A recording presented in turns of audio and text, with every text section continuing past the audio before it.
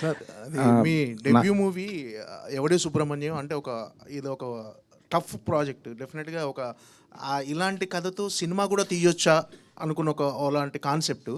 మీ first సినిమాకి అంత ఇంత రిస్క్ చేయడానికి రీజన్ ఏంటంటే దాంట్లో కమర్షియల్ వాల్యూస్ కూడా మీరు ఏం చూడలేదు ఈ సినిమాలో. డెఫినెట్గా అంటే మీ మొదటి సినిమాకి మామూలుగా మొదటి సినిమా అంటే డెఫినెట్గా ఒక కమర్షియల్ వాల్యూస్తో చేయాలని అనుకుంటారు అందరూ. మీరు ఎందుకు ఎవడే సుబ్రహ్మణ్యం లాంటి కథతో డెబ్యూ చేయాలని అనుకున్నారు? అంటే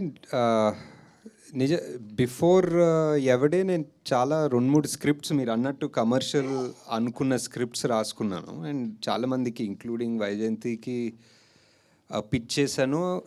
యాక్టర్స్ ఎక్కువ మంది లేదు కానీ పిచ్ చేశాను.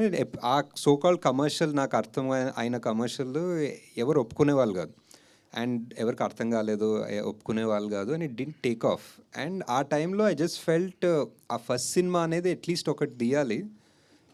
మేబీ చిన్న ఇండిపెండెంట్ సినిమా లాగానో ఒక స్మాల్ బడ్జెట్ సినిమాలా తీస్తామని చెప్పి స్టార్ట్ చేసింది ఇది ఎవరు ప్రొడ్యూస్ చేస్తారని ఒప్పుకుంటాం అనుకోలేదు ఆ టైంలో. బికాజ్ మీరు అన్నట్టే whatever, no commercial values whatever. So అలా తీసుకున్నాం. But this turns out this is what నానికి చాలా ఇష్టమైంది, స్వప్న ప్రియాంకకి చాలా ఇష్టమైంది. సో వీళ్ళందరూ ఒప్పుకున్నది ఈ స్క్రిప్ట్కి. సో ఇది యాక్చువల్లీ నా థాట్ ప్రాసెస్ కాదు, వీళ్ళందరి థాట్ ప్రాసెస్ వల్ల ఇది జరిగింది యాక్చువల్లీ.